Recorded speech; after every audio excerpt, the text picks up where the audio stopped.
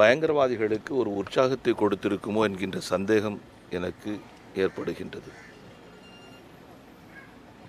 கடந்த 15 நாட்களாக தமிழகத்திலே இந்து இயக்கங்களைச் சேர்ந்தவர்கள் கொலை செய்யப்படுவதும் தொடர்ந்து தாக்கப்படுவதும் மிகவும் அதிர்ச்சிக்குரிய சம்பவங்களாக நிகழ்ந்து கொண்டிருக்கின்றன. ஓசூரில் இந்து இயக்கத்தைச் சேர்ந்தவர் கொல்லப்பட்டிருக்கின்றார்.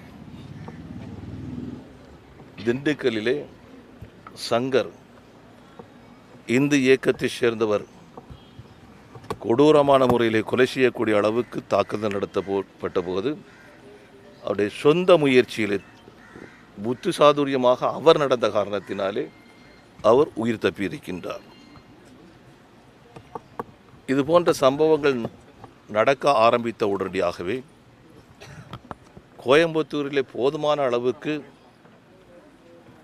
பாதுகாப்பு இந்து இயக்க தலைவர்களுக்கு தொண்டர்களுக்கு கொடுக்கப்பட்டிருக்கும் என்று சொன்னால், கோயம்புத்தூரிலே சசிகுமார் கொலை செய்யப்படுவது நிச்சயமாக தடுக்கப்பட்டிருக்க முடியும்.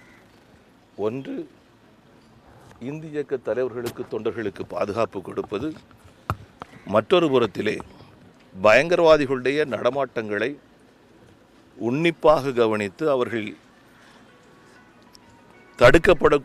தடுக்கப்படக்கூடிய செயல்பாடுகள் அமைந்திருக்கும் என்று சொன்னால் இந்த கொலை தடுக்கப்பட்டிருக்க முடியும். கொலை நடந்த பின்பாக அவருடைய சடலம் அரசு மருத்துவமனையிலே வைக்கப்பட்ட போது ஆயிரக்கணக்கான இந்து இயக்கத்தினுடைய தொண்டர்கள் அங்கே கூடியிருக்கின்றார்கள். அந்த நேரத்தில் மருத்துவமனையிலே சர்வ மதத்தைச் சேர்ந்தவர்களும் சர்வ சாதாரணமாக பழகியிருக்கின்றார்கள். ஆகவே இந்த கொலை சம்பவத்திற்கு பின்பாகவும் கூட மத ரீதியான காழ்ப்புணர்ச்சியை இந்து இயக்கத்தைச் சேர்ந்தவர்கள் கடைபிடிக்கவில்லை என்பது மருத்துவமனையில் நடந்த சம்பவங்களை வைத்துக்கொண்டு, சாதாரண நிகழ்வுகளை வைத்துக்கொண்டு நாம் புரிந்து கொள்ள முடியும்.